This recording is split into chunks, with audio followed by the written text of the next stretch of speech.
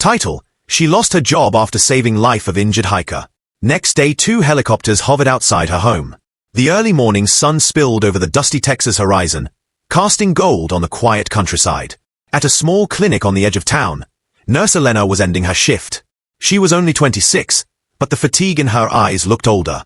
Working long hours under a ruthless healthcare system drained her daily. But she kept going, because somewhere deep inside, she still believed in helping people. The clinic's cold policy haunted her: no treatment without upfront payment. No matter how injured or desperate someone was, money had to come first. It killed her inside, but arguing meant risking her job. So, she stitched up wounds, gave out painkillers, and watched people get turned away when they couldn't afford care. That morning, she was just about to clock out when the door banged open. A man staggered in. He was covered in dirt, blood soaking through his shirt, and a gash ran down his leg. His face was pale, his breathing shallow. Elena dropped everything. "Please sit down," she said, rushing to him. But Brenda, the clinic's receptionist, was already speaking coldly. "Sir, we need payment first." The man couldn't even speak. He slumped in a chair, nearly unconscious. Elena didn't care about the rules.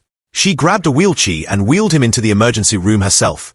"You're going to be okay," she whispered, though she wasn't sure if he even heard her. 4 hours, she worked on him. She cleaned and stitched his wounds, set and brought down his fever. She didn't know who he was, didn't even get his name. But she knew one thing: he would have died without her help. By nightfall, he was stable but unconscious. Elena sat beside him, exhausted but relieved. That's when the clinic manager barged in. "What is going on here?" he snapped. When he saw the patient, fury crossed his face. "You treated him without payment." "I had no choice," she said softly. "He would have died. This isn't a charity, Elena. You're fired." Just like that, her job was gone. No warning. No gratitude. Just a cold goodbye. She packed her things and left in silence. The next morning, Elena sat on the porch of her small home, her thoughts heavy. What kind of world punished people for doing the right thing? She didn't know if the man she'd saved would live, or even remember her. But she hoped he'd be okay. Then, the ground began to tremble. A deep whop-whop-whop filled the air. She looked up. 2 massive black helicopters were descending toward her house. Wind kicked up dust and leaves. Birds scattered. Her heart pounded. The choppers landed just beyond her fence. Men in suits stepped out, stoic, alert, and moving with military precision.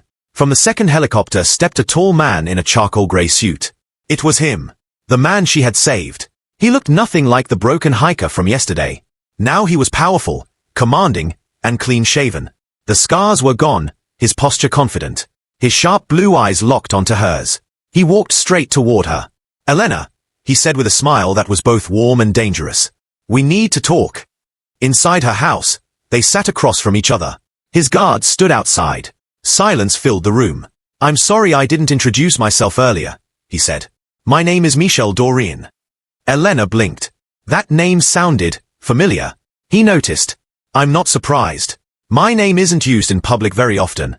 But if you search the dark corners of global politics or classified military files, you'll find it." She frowned. "Who are you?" "I used to work for a covert international agency," he said slowly. "Very off the books. Very powerful enemies. 2 days ago, I was ambushed during an extraction operation in Mexico. Shot, hunted, and left to die." He leaned closer. "If you hadn't helped me, I'd be dead." Elena stared at him, trying to process it all. "Why were you in Texas?" "Trying to escape. I crossed the border injured, barely alive. Your clinic was the closest point on the map." He stood and turned to the window, watching his helicopters.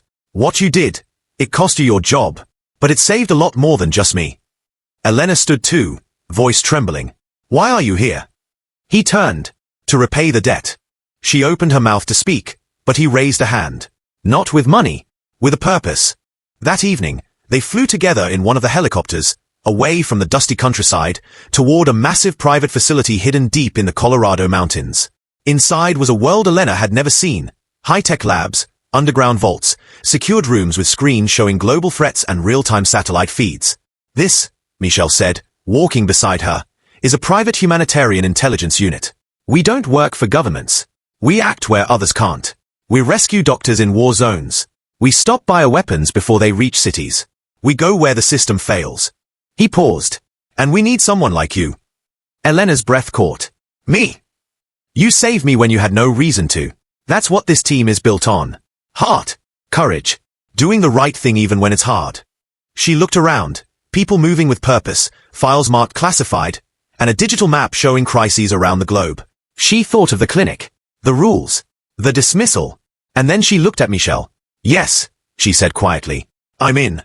6 months later, in a remote African village ravaged by disease, a small boy lay dying in his mother's arms. But just as hope faded, a helicopter descended. Nurse Elena stepped out, now in uniform, confident, and backed by a team. As she knelt beside the boy, soothing him with calm words and prepping him for, the villagers whispered her name. Not as a nurse, but as something more. A savior.